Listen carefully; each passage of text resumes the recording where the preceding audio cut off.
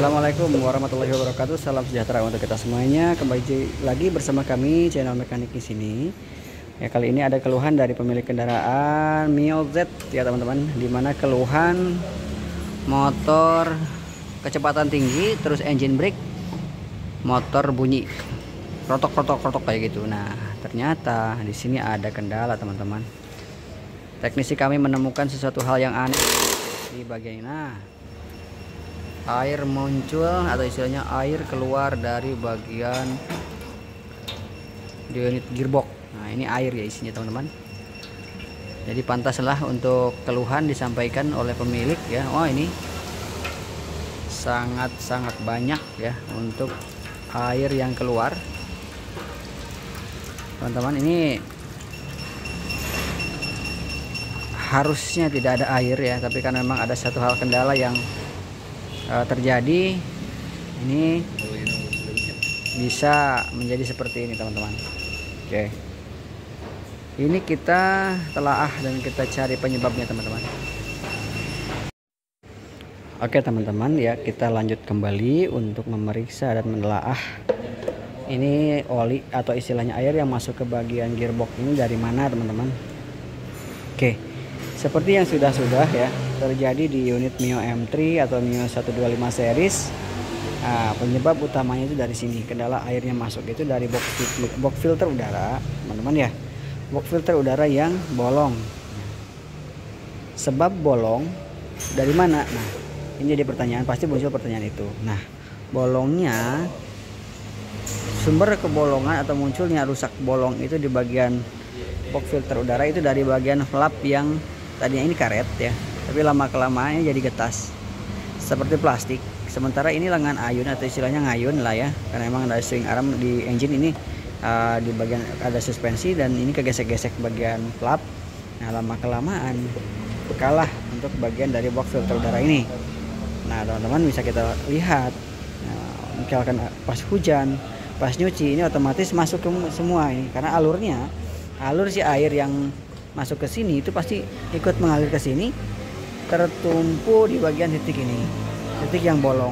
Nah, nih kalau sudah itu otomatis karena memang ada saluran ke bagian ini untuk penapasan ya, di sini ada jenis breather. Nah, sama-sama bisa diartikan ini air yang masuk ke bagian box filter semuanya masuklah ke bagian unit gearbox ya teman-teman. Jadi untuk pelajaran yang kita petik dalam kasus ini ya teman-teman, jika mempunyai atau istilahnya owner pemilik Mio M3 125 series atau yang sebelumnya ya, ini sudah ada perbaikan untuk yang terbaru, tapi untuk yang lama misalkan tahun 2019 ke bawah ini, nah, yang bentuknya masih seperti ini flapnya teman-teman ya, itu silahkan diperiksa untuk bagian box filternya, jangan sampai itu bolong dan itu menjadi kacau untuk bagian gearboxnya karena memang kemasukan air. Nah, terus juga untuk bagian flapnya teman-teman silahkan diganti dalam jangka kurun waktu sekitar 2 tahun ya teman-teman, ganti ini nggak mahal kok, cuma memang kalau misalkan nggak diganti resikonya sangat fatal. Seperti inilah, ini sangat fatal kejadiannya teman-teman, masuk air resiko. Nah, ini resiko bearing rusak, gear atau istilahnya gearboxnya juga terkontaminasi air, ada kontaminasi air tentunya resiko berkarat. Oke, kita lihat, dibongkar, kita bongkar, kita cek untuk bagian isi atau istilahnya bagian komponen yang di dalam, apakah memang benar-benar rusak ataupun memang hanya sebatas kita membersihkan saja. Pastinya kita langsung pembongkaran untuk bagian unit gearboxnya. Oke teman-teman, kita unboxing ya untuk bagian dari gearboxnya. Ini kita cek ya, tadi untuk diagnosa sih seperti itu teman-teman, pasti ada karat ya karena memang warna airnya sudah warna kuning. Nah, ini kita lihat. Oke, ini teman-teman, ini benar-benar untuk bagian bearing sudah berkarat semua, warnanya sudah mulai agak warna kehitaman untuk bagian bearing ini. Putarannya pun sudah kasar teman-teman. Oke, ini pasti semua bearing. Oke, ini untuk gear juga pasti ada perubahan dimensi. Nah, ini yang parah nih.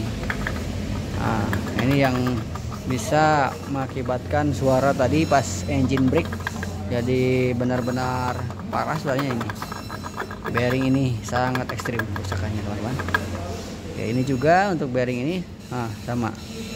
Nah, tingkat keolengannya itu sudah tidak wajar teman-teman. Ini juga sama. Oke, ini sesuai prediksi teman-teman. Oke, sampai luber ke sini teman-teman. Nah, karena untuk volume bagian olinya ini sudah tidak tertakar lagi karena udah penuh sekali. Oke, ini kita informasikan terlebih dahulu ke pemilik kendaraannya bahwasanya memang prediksi yang kita informasikan atau diagnosa yang kita informasikan memang benar, bahwa ini semuanya untuk bagian bearing-bearing sudah kena semua. Oke, kita lepas dulu untuk bearingnya. Oke teman-teman, nah ini sangat parah sekali untuk bearingnya ya. Oke, ini pelajaran lagi yang kita petik teman-teman, ketika memang menghiraukan adanya celah kebocoran kecil, efeknya ini sangat luar biasa, sangat kacau. Oke, kita estimasikan untuk part-part yang kena, terutama di bagian lahar atau bearing, ini kita pastikan untuk diganti teman-teman. Udah parah, semuanya udah parah, semuanya udah kena. Jadi warna kuning yang muncul itu memang dari karat yang terjadi antara putaran gesekan antara bearing dengan putaran dari gear. Jadi muncullah ya warna kuning keemasan seperti ini. Akibat air yang masuk, muncul karat, putaran terus menerus bercampur dengan oli sedikit, jadilah seperti ini. Baik teman-teman, kita lanjut kembali untuk pembahasan kali ini teman-teman ya. Ini kita sudah estimasikan ke pemilik kendaraannya ini bahwa untuk total biaya ya untuk misalkan ganti semua ini sudah kita informasikan. Tapi memang karena memang belum ada persiapan ya untuk melakukan pergantian dengan nominal yang memang sedikit agak lumayan ya, karena memang harus ganti semua antara gear terus bearing-bearing. Jadi total lumayan ya, agak besar. Jadi beliau belum persiapan. Jadi kita kasih opsi atau kasih pilihan, sementara kita ganti bearingnya terlebih dahulu. Jadi untuk bagian gear kita bersihkan terlebih dahulu, walaupun memang ini sudah lumayan parah ya, sudah ada tato. Nah, jadi teman-teman, jika memang ada kejadian sama seperti yang sedang kami tangani seperti ini, teman-teman bisa dulu lah sementara untuk istilah untuk mengumpulkan budget terlebih dahulu atau menyiapkan budget terlebih dahulu, teman-teman ini bisa ini ditahan dulu ya, tidak diganti. Tapi resikonya untuk suara mesin pas engine brake ya, ketika habis open gas tinggi terus engine brake pasti ada suara nyiung seperti itu ya, dan juga mungkin suara kasar masih ada, walaupun memang untuk disabalnya tidak terlalu tinggi karena memang sudah untuk bearing-bearing sudah diganti ya. Jadi kita bisa melakukan pergantian bearing-bearingnya saja terlebih dahulu. Oke teman-teman, sehingga kita ini bukan memperbaiki sebenarnya, cuma mengurangi suara yang muncul akibat dari kerusakan karena memang adanya kontaminasi air yang masuk ke dalam gearbox atau gear lah ya, gear belakang atau istilahnya transmisi ya teman-teman ya.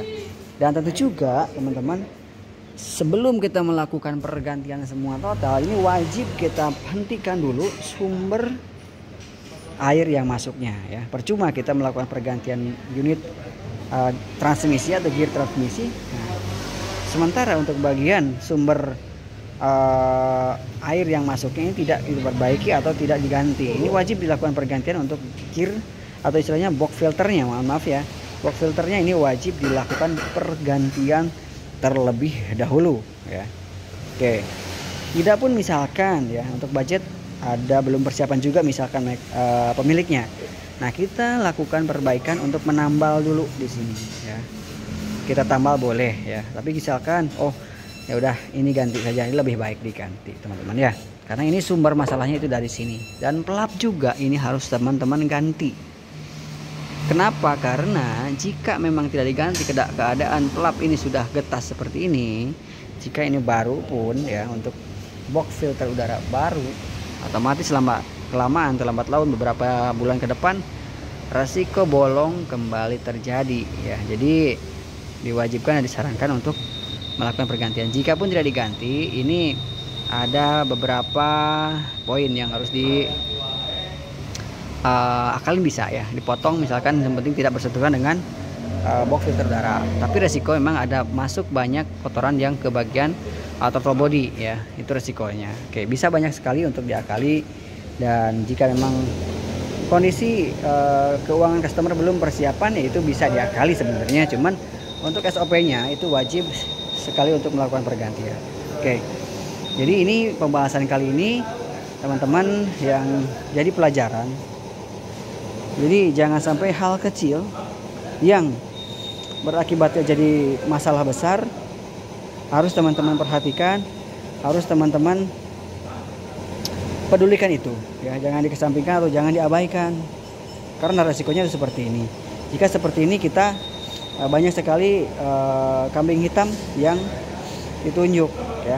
Contoh, oh motor rusak lah, atau motor apalah, atau istilahkan kurang informasi lah atau apa, padahal kita sudah informasikan sebelumnya ya, bahwasanya ini motor beberapa bulan ke depan ini harus ganti ini, kita sudah informasikan.